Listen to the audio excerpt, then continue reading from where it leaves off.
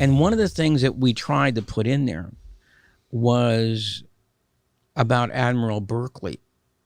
Okay, Admiral Burkley was the only physician who was at the Parkland Hospital when they brought Kennedy into the emergency room, and who was also at Bethesda that night during this horrendous autopsy. He was there present during the autopsy when they took him to Washington? Yes, at Bethesda. Okay, that's the Bethesda. Burkley was there. Okay. All right. And okay, I know who you're talking about now. And he was Kennedy's personal physician. Right. That's why he was signed his death warrant and everything. Right. That's why he was in Dallas. All right. And so, as Doug Horne talks about in the film, and it's in the book, there's several times where it looked like Burkley actually wanted to talk. All right. The one time was in 1964, where he did an oral history with the Kennedy Library. And the interviewer says something like, do you agree with the Warren Commission verdict? And Burkley says, I'd rather not address that issue right now. Okay. Then, when the House Select Committee began in 1976, which was the second federal investigation of the JFK case, he wrote a letter to Richard Sprague, who was the chief counsel. And the intimation in the letter was something that he had information that would question the official verdict.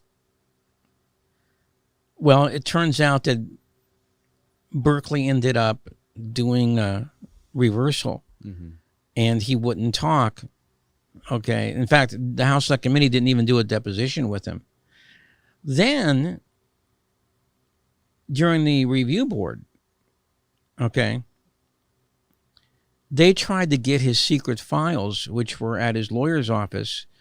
I think his name was William Illig. Okay.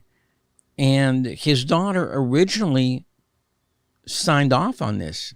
She said that she would sign for it because I think he died in 89. All right. His daughter originally signed off on this, said it was okay with her. Then when Jeremy Gunn, the chief counsel, tried to get her to sign an official document, it looks like somebody got to her because she then reversed field. All right. But Burkley's, I believe, a very important part of the story because it looks like he has this desire to tell the truth about what happened. Then suddenly he thinks better of it and says, maybe I shouldn't do this. I want my pension. Right. Okay, and I want it to continue. And by the way, Johnson continued with Burkley after the assassination. And Burkley stayed as his personal physician till the day Johnson left the White House, okay, in 1968. Now, was there a reason behind that? I don't know. Okay, but it's kind of interesting, and Doug Horne talks about it in the book.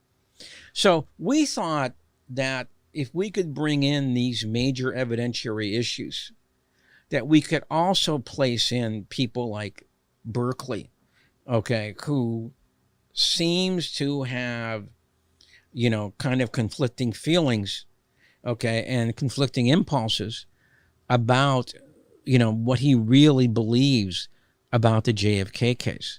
And I thought that was an important thing to bring in. Absolutely.